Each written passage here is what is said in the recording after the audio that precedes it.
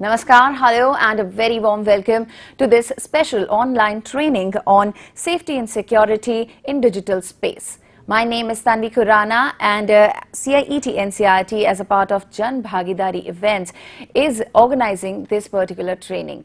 You're watching us on eVidya channel number 6 to channel number 12 and also on our YouTube channel which is NCERT official. In the live chat box you can write down your questions, your queries and share them with us till 5 o'clock. We have enough time to discuss all your queries. So far we have discussed the technical aspects, the legal aspects, the psychological aspects, and today we are going to talk about the ethical aspects of cyber safety and security. So raise your questions and there are multiple methods through which you can get in touch with us. One of is our phone number, that is 8800440559. If you want to get in touch with us through our email ID, that would be cybersafety@ciet.nic.in. Let me tell you that we are extremely proud of the fact that India assumed G20 presidency and would convene the G20 Leaders Summit for the first time in the country this year, that is 2023. A nation deeply committed to democracy and multilateralism, India's G20 presidency would be a watershed moment in her history as it seeks to play an important role by finding global pragmatic solutions for the well-being of all, and in doing so manifest its true spirit of Vasudhaiva Kutumbakam, or should I say the world is one family. Well, Vasudhaiva Kutumbakam also translates to one earth, one family, one future, and that is exactly the theme of this year's India's G20 presidency.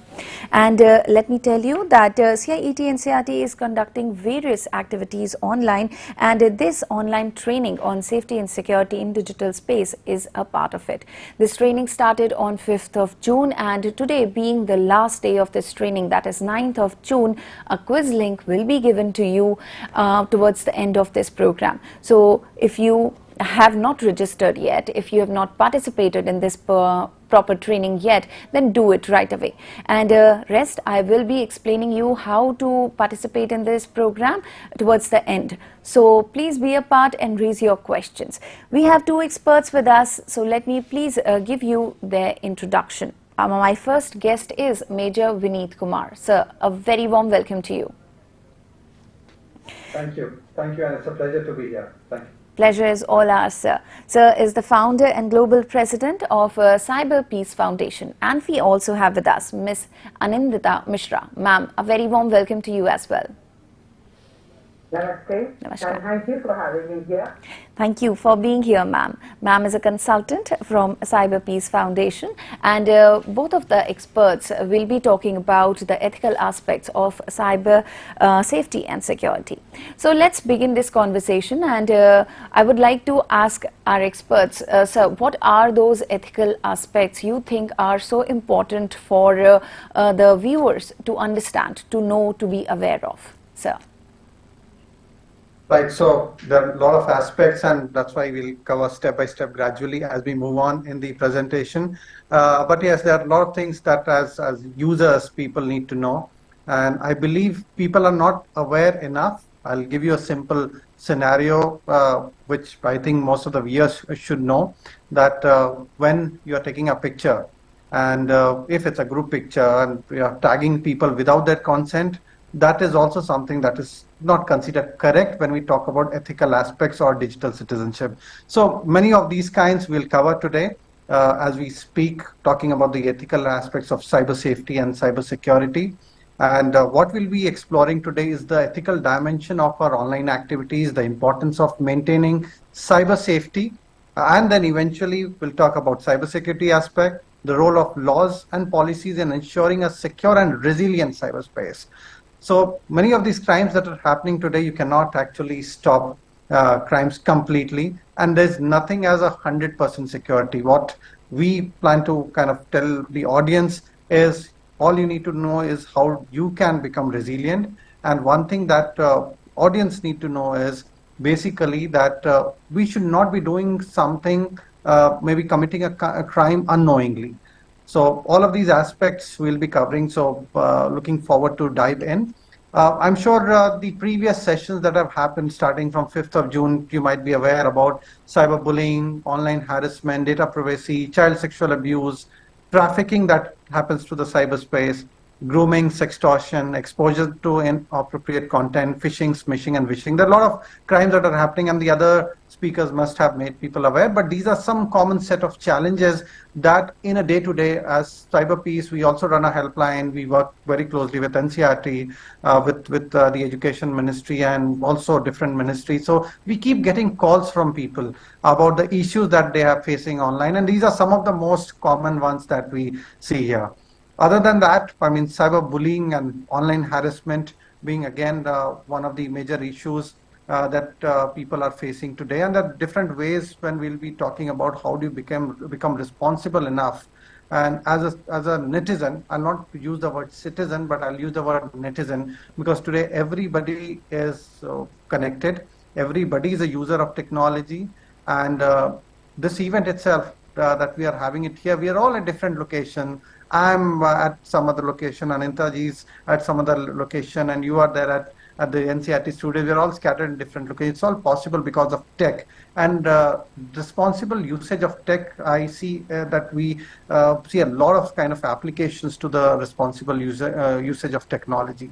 So as responsible citizen, it is our duty to prevent and address the problems that technology is posing on us, the technology-based abuses that happen. And also, we should be resilient enough that if something happens to us, we should kind of be resilient enough to handle such things properly and not come in a state of panic and shock that this has happened. So if you encounter bullying or online harassment, there are ways to report, the different ways of reporting that will come later as we speak. We'll also be speaking about data privacy and protection, where talking about the personal data, the fundamental aspect of cyber, other personal information such as names, addresses, financial information, which mostly people, as I say netizen, we don't care. We just share our information on the social media, on different kind of platforms, without thinking that how our information could be misused, on what form it could be misused. Like I've also seen people, in fact, like whenever they fill a form, there are some optional fields. In India, I've seen that there's a practice that even people fill those optional fields which can be ignored. It's not mandatory. So certain things that as netizen we should need to know is we should kind of use our personal information such as name, address, and financial details, in fact, as limited as possible and not sharing everywhere. Companies and organizations also have a responsibility here who handle our data securely, and thanks to the government of India and in fact different ministries who are playing a role. Now in India we have IT rules 2021. We are soon going to see the Digital India Act in action. As of now it is in the draft stage.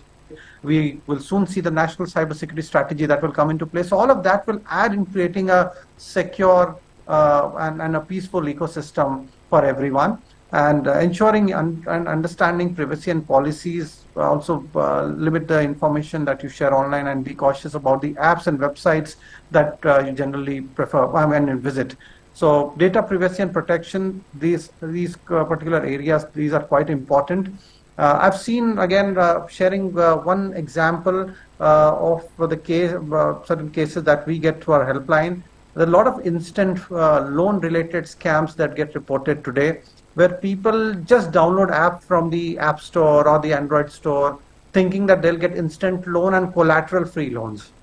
But they don't realize that once they download the app also takes access to a lot of things like their personal photographs, their bank accounting information, their contacts that they have in their phone book. All of that is stolen, and then further they are blackmailed into a lot of things. So such cases are on a rise, and this is why we need to think about ethics and ethical behavior. And by the way, when we talk about ethics and ethical behavior, it's not just the netizens, it's also the companies who are there. They should also follow certain norms. They should also follow certain ethical behavior and best practices when they are collecting data from the users. It has to be both ways. And then obviously the government is there to prepare those norms, those practices that keep people, netizens secure, even the students and the entire ecosystem secure.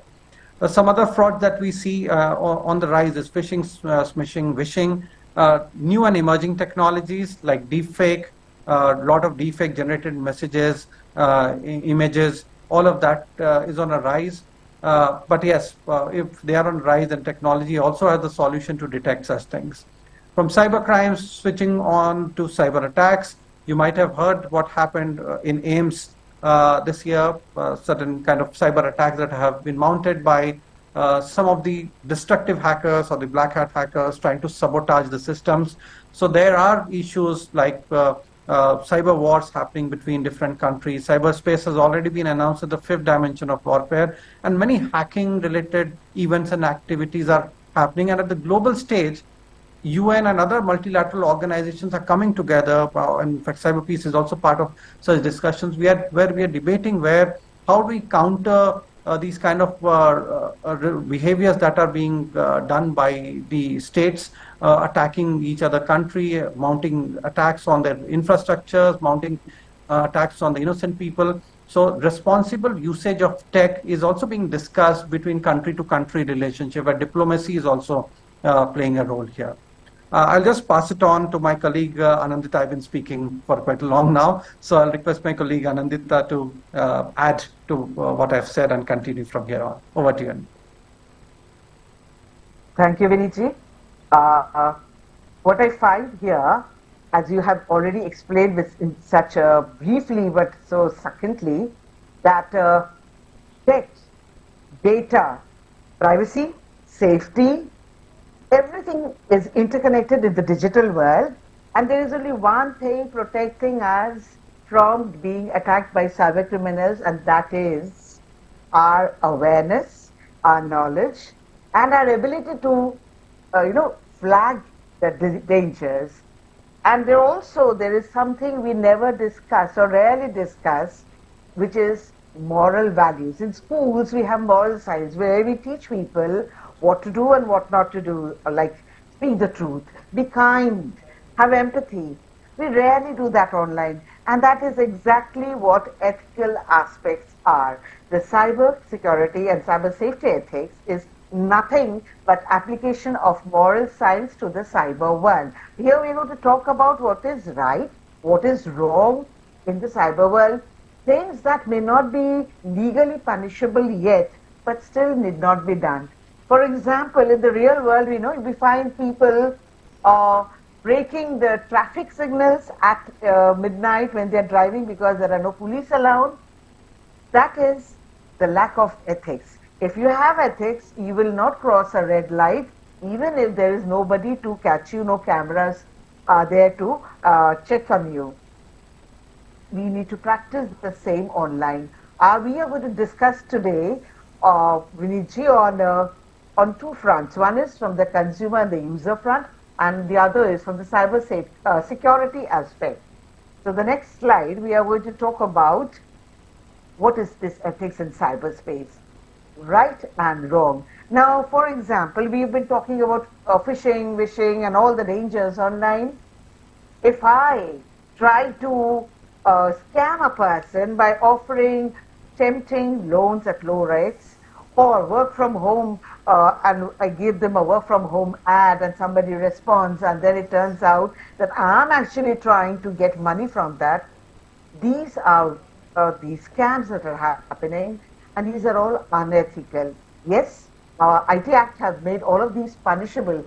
Supposing I make fun of some person online, or I make a few blank calls, this is unethical behavior. Or I have in my hand the secret or confidential report of a company, or the secret of some person, or the political group, some information I have that may earn me money, or they might help me have breaking news in the market.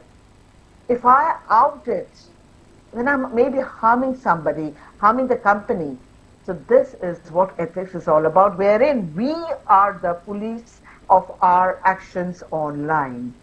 The next slide will tell us the basic rule online is, do not do something online that you would not do in the real world.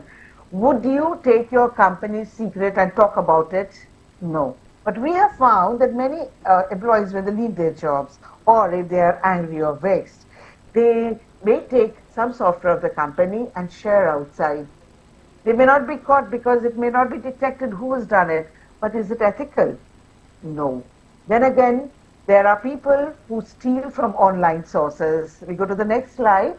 They steal in the way, like when we download from Tor, using Tor or some movies which are otherwise payable. This is unethical behavior. Just because I have the link, I have downloaded. Just because I have a Facebook or a social media page, I have written what I want to write without a single consideration to any other person who may be affected by it. So this is where ethics come in. This should be a part of our education right from the time the child starts studying computer science, because without the knowledge of good and bad and without the knowledge of control and good behavior online, we will not be safe, because in the cyber world, every one of us is connected. As I keep saying, we are all parts of a chain. And if one chain is weak, cyber criminals will find it easy to attack us all.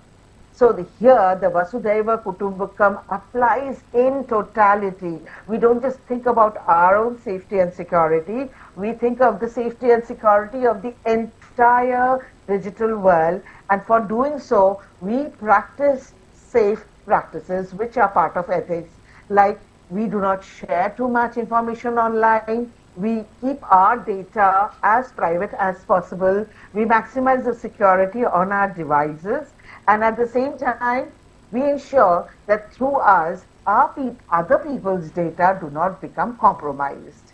So this is called practicing ethical behavior. When you're an employee, you do not share your company's information. If you are doing research or you are doing a project work, you do not just copy paste from an online source. You may be violating copyright. You may be violating a patent or a trademark. So these are the things that we have to tell ourselves and practice without there being a police over our head, hovering over our head. So what are the common questions about digital ethics that come to mind? What can we share about others then? So shall I not talk about anybody else? Yes, of course. Something that is public. So if you're at a holiday with all of your friends together and they're agreeable to it, go ahead and share a picture on your own Facebook where you know everybody who's there and nobody is a stranger to you.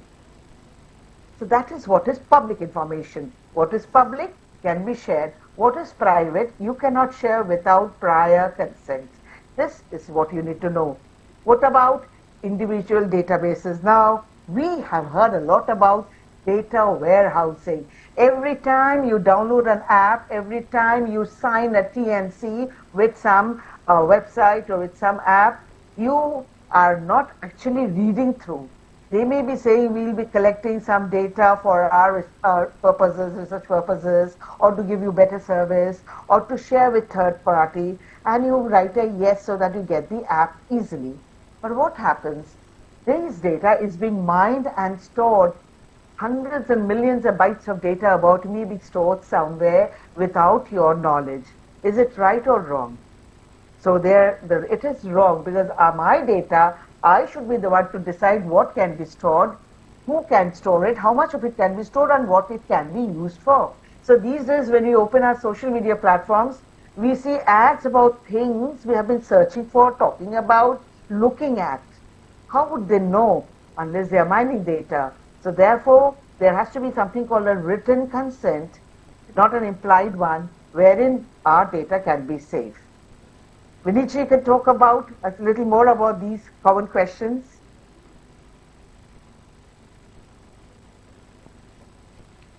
Vineet sir.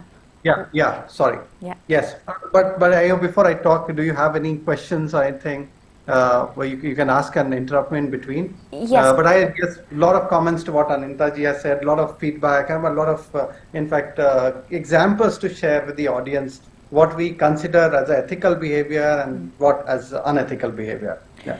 Okay, so there's a question, and the person says that if someone else's pictures are on display on social media and they have access to that, and let's say not unintentionally but intentionally they download those pictures, so will that also come under the ethical aspects, as in that's something they are doing unethically? Will that come under that category?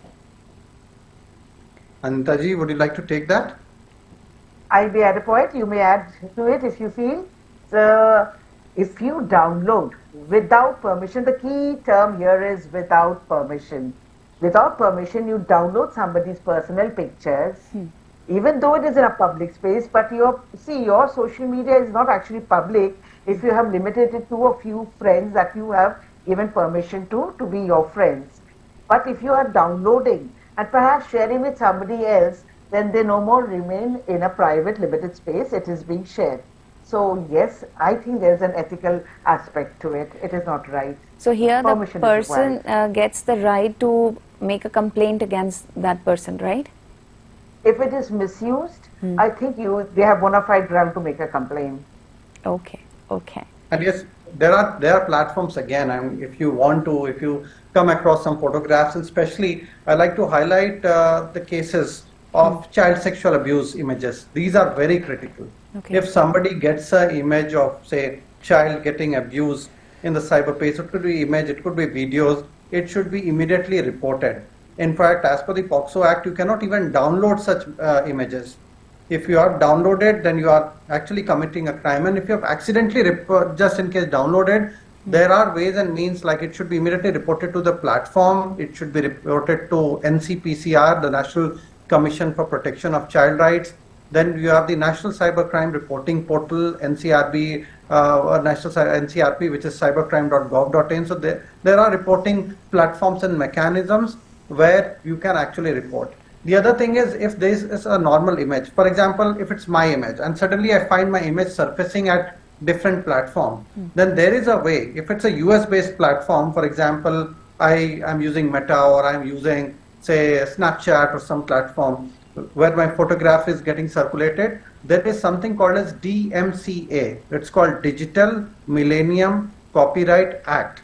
Under DMCA, if you just Google DMCA and space Facebook, you will get the DMCA form in front of you.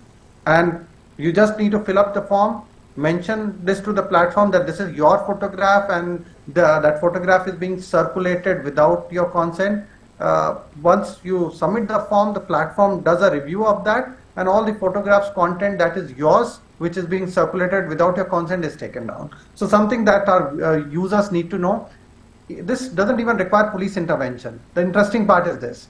So you can do it yourself without going to the police, without going to the law enforcement. You just need to establish your identity, that this is your identity, and this is a genuine case. That's it. That's what the DMCA asks. Okay. So This is very useful in on different social media, because I have often come across complaints about people sharing simple things like photographs or blogs shared by people who are just copy pasted on other sites, claiming them to be their own original work. So a DMCA would be a very good thing for them to file a complaint and get them removed.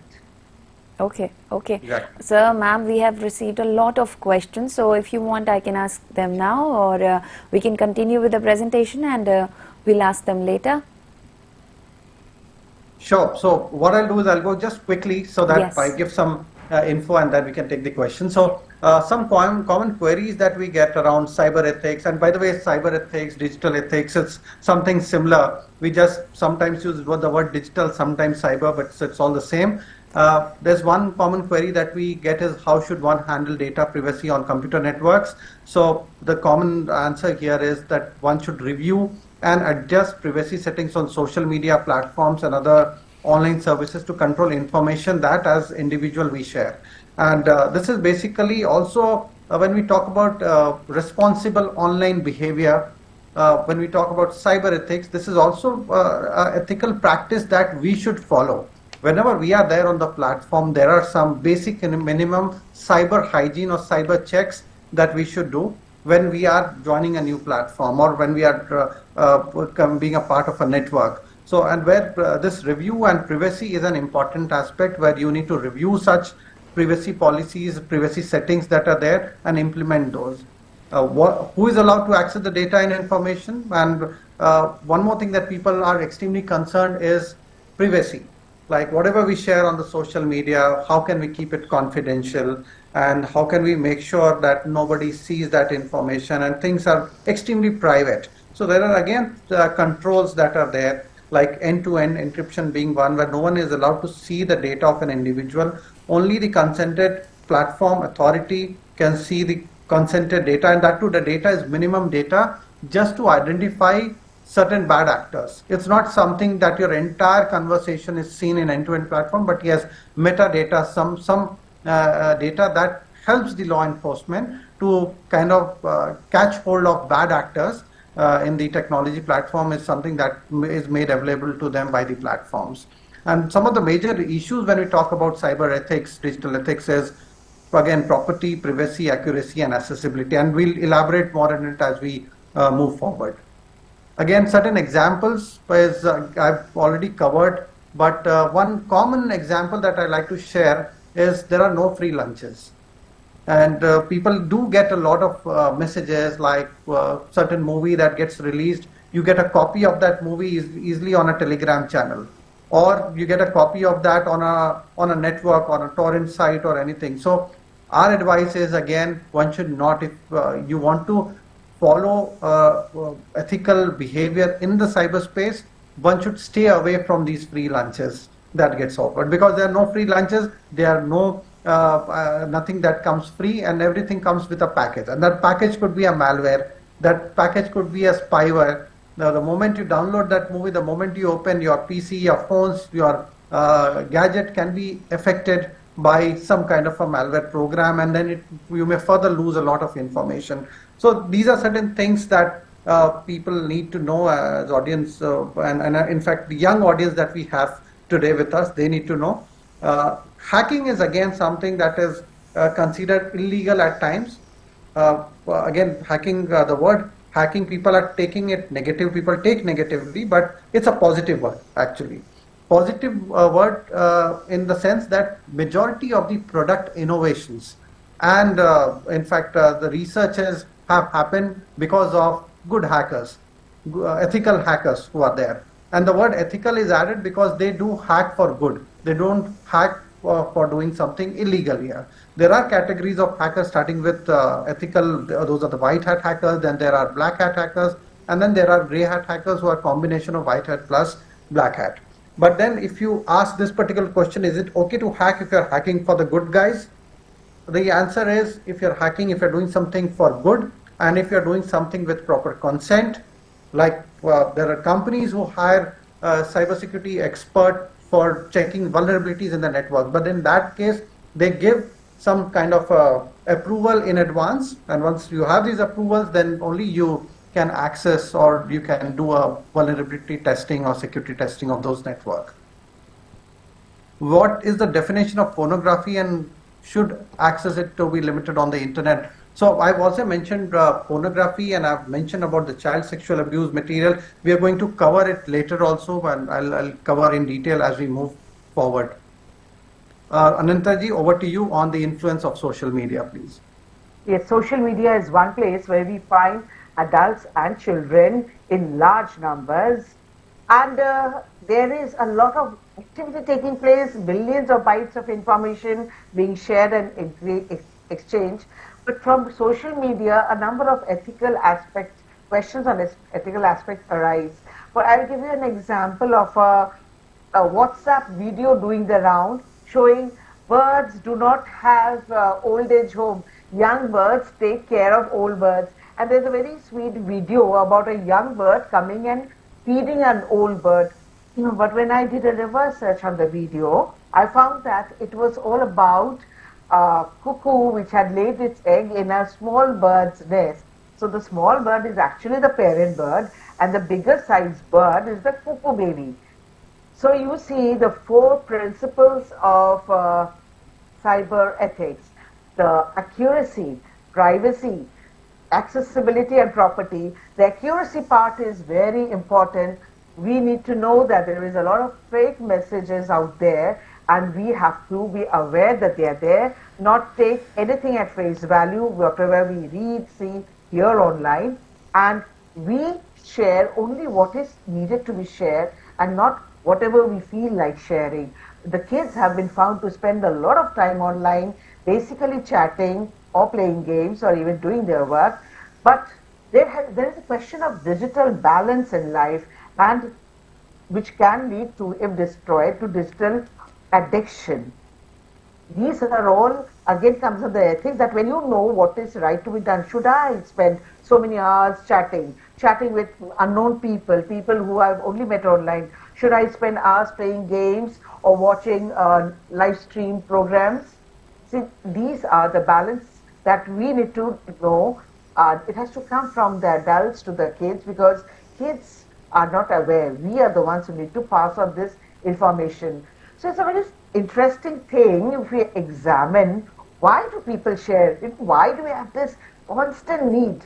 Either we want to show ourselves as very important people, or we are fighting for a cause and we want to create awareness, generate interest, and get greater people to come and view it. We want to feel more involved in our own digital world or in the greater digital world. We want to create our persona. So if I want to be a model, I am going to post and repost 1,001 pictures in different attires, because I want to create that thing that this is a model for just for information and entertainment. But with the boundary line between sharing fake and truth, between information and too much information, between being funny and bullying, between being satirical and say blasphemic, or between being mean and outright destructive, there is a very fine line, and that is what cyber ethics is about. Next slide will tell us about digital citizenship. Each one of us, this is Vasudhaiva Kutumbakam in the digital world. Each one of us is a member of the digital world the moment we start using a digital device. And so each one of us needs to know how to use devices correctly, know our duties, our responsibilities, and be aware that there are laws, IT laws out there, which can be used to prosecute us when we break this. So if I go hack somebody's computer just because I'm good at coding. Today I read about an Indian origin youth being apprehended in the UK because they had developed a scam to scam people.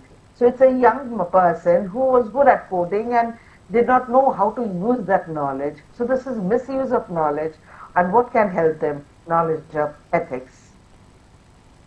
So digital citizenship lesson is very important because it tells us to be reasonable in action, respectful towards others, towards what we do, and towards others' privacy, good name, and their property.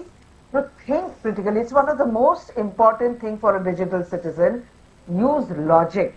Just because somebody shared a video of this is the reason why the Coromandel Express accident took place, it doesn't need to be true. Even if you know that person, you've got to use your logic to think, is that true? Has any other news channel, trusted news channel, shown it? Practice cyber hygiene by being safe online yourself, so that you are not the medium through which others' accounts get compromised. And if you have faced abuse, report.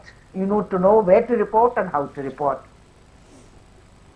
So I think Vinichi can talk about reporting, since I've already touched upon balancing and addiction.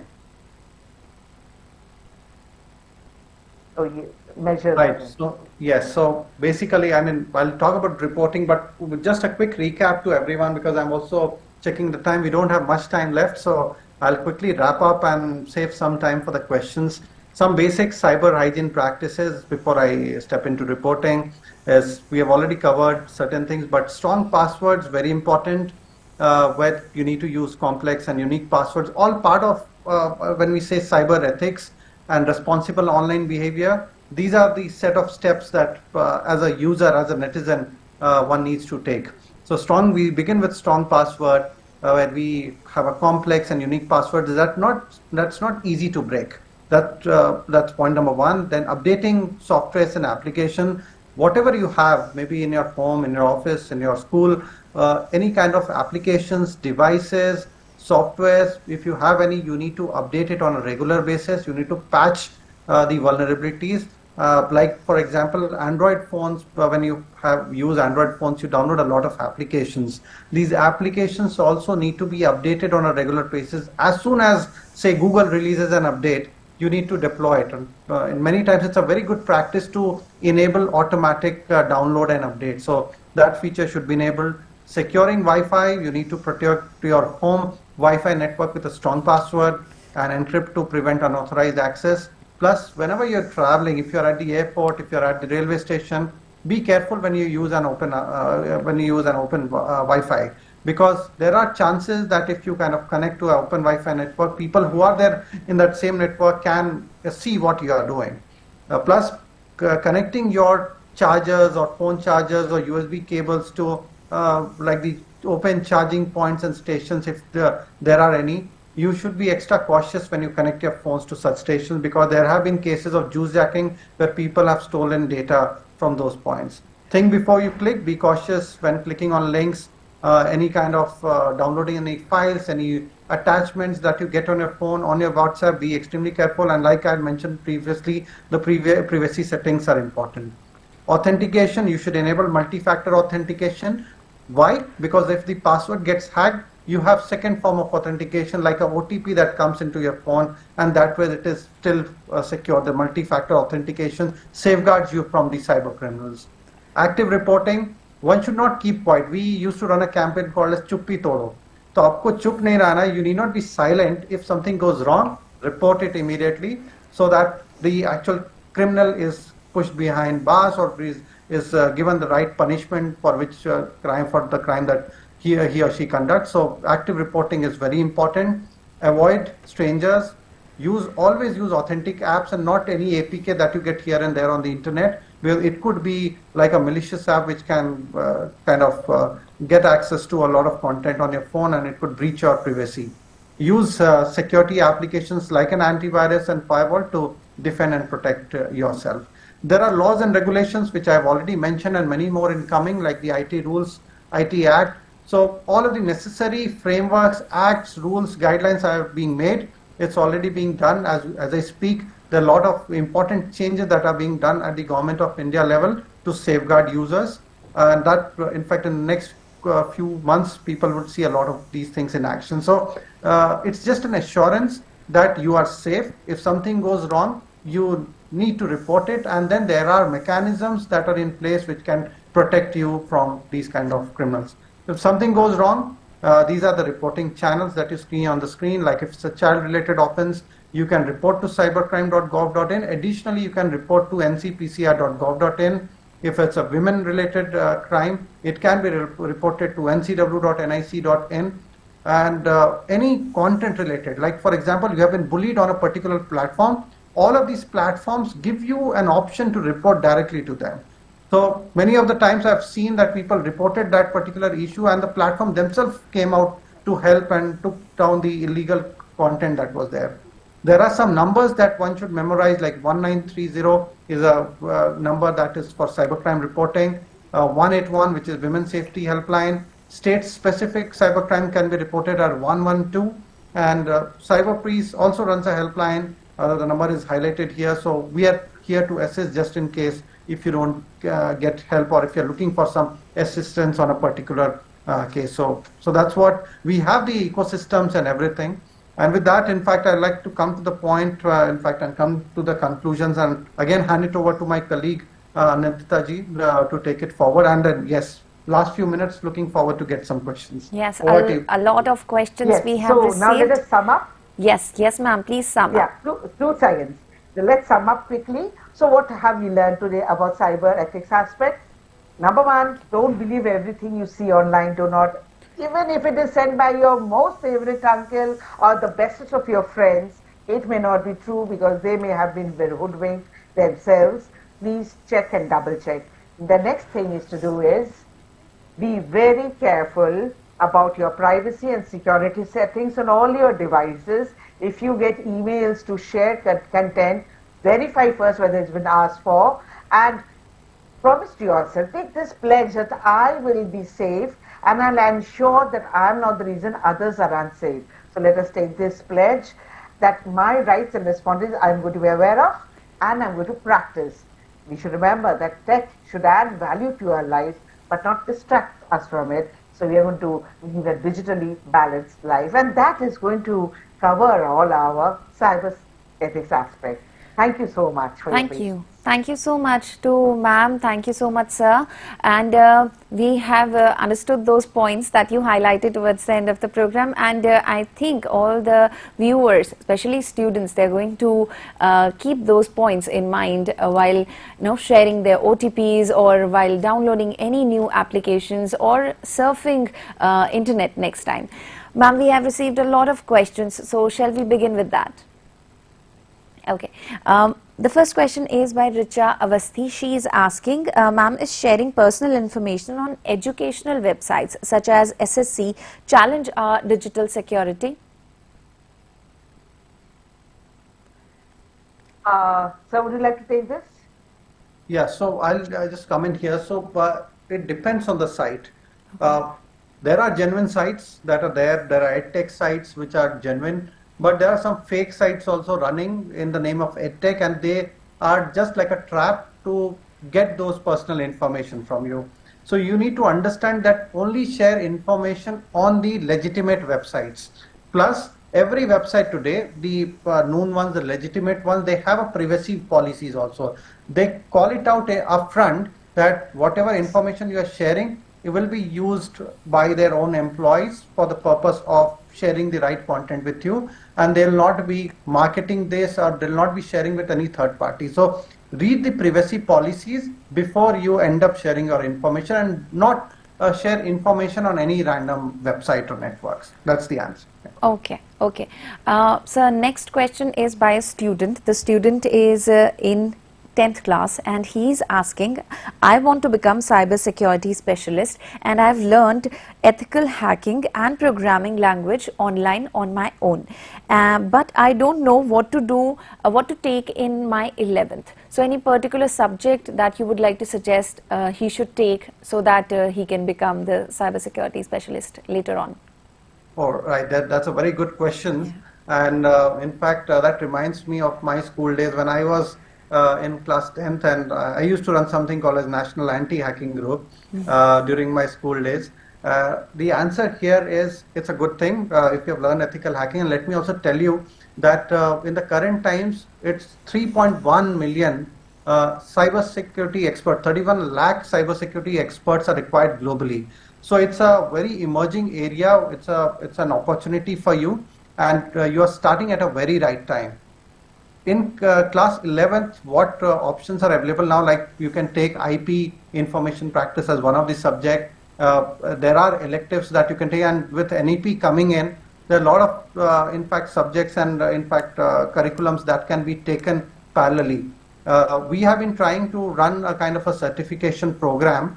We're trying to devise a certification program which people like students like you and in fact youth can take that program, and that will give them a kind of opportunity to go for a higher certification. We also plan to give access to the labs. Like there are different labs. When you are practicing ethical hacking, there are vulnerable machines that are being set up, and these VMs are basically used to test, to check whether you have the right skills to test the network, and a kind of a cyber range gets created. So there are a lot of companies, a lot of organizations who are working together, trying to create that ecosystem, and this is the right stage to begin. Class 10th, 11th onward, this is the right stage to start. And more on it, in fact, what we'll do is we'll also disseminate to the NCRT, CIT networks where we share that content. But yeah, there's a lot of content. You can follow us on the CyberPeace Foundation official social media, @CyberPeace NGO or @CyberPeace Core, to keep getting the update on the courses and curriculums that one can opt for when in say class 11th or class 12th. And Anitaji, if you'd like to add something here. No, as far as I know, that cybersecurity is a subject you can pursue even whatever you have studied. If you have some backing in mathematics and in science, and even people who have studied other streams, if they have an interest, because here you will be trained, and it's a wonderful opportunity for you, because as Vinitji said, the market is tremendous. There's a lookout everywhere. Every segment needs cybersecurity professionals. So encouraging all students to actually look at this as a career option. Ma'am, thank you so much. And like you said that there are so many opportunities and the market is tremendous. There's one more question related to this only, and the person is asking, are there any diploma courses in cyber security that you would like to suggest or recommend? Different universities in India, and you can do them through online courses from abroad as well. There are cyber security courses. But Viniji will be the best person to tell you whether we really need to have a specialization in cybersecurity, or even with your IT or computer degrees, you can go ahead for this career. Yeah, so I'll just add that with Ranchi University, this is one example, but there are many such courses. Ranchi University, if you just Google Ranchi University space cyber peace, you'll get access to the diploma program that we have been running with them.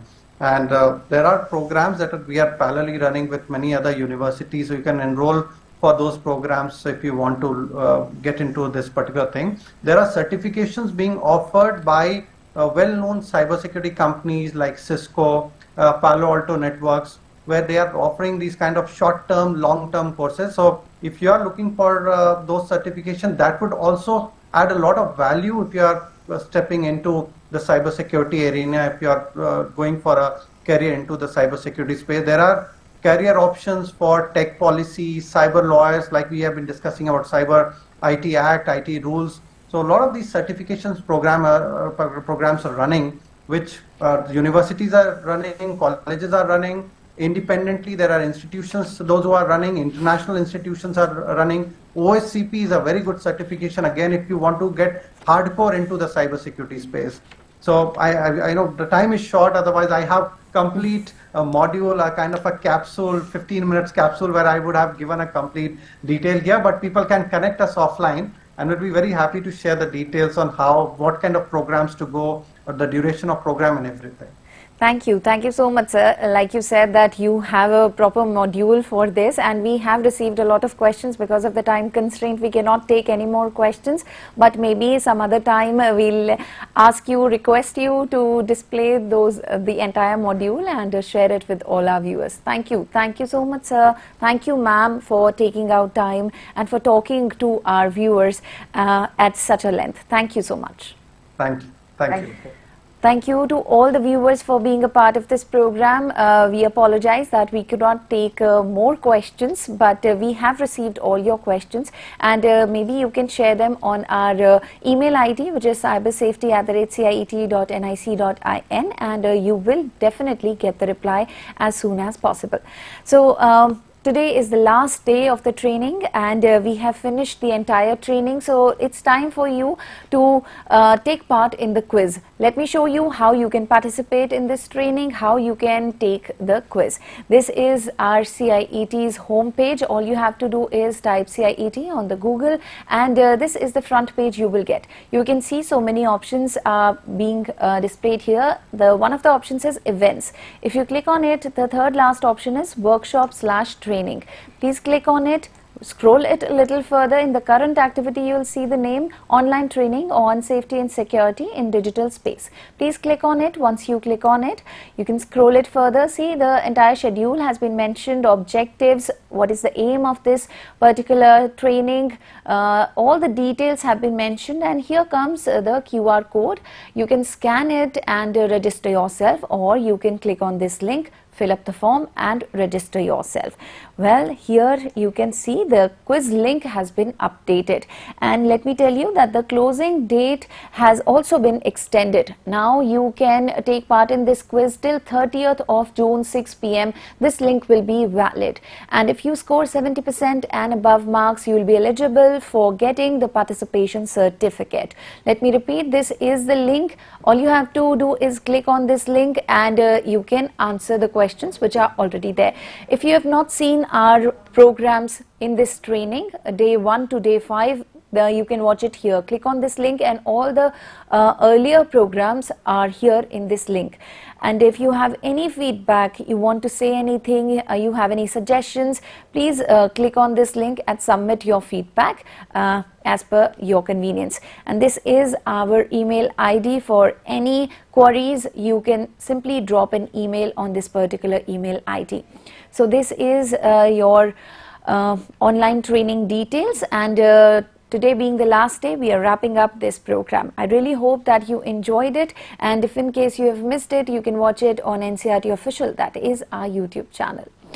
We're wrapping up, but upcoming next program is another special program of ours that is called Sahyog, and the topic of discussion would be bouncing back, preparing to protect yourself.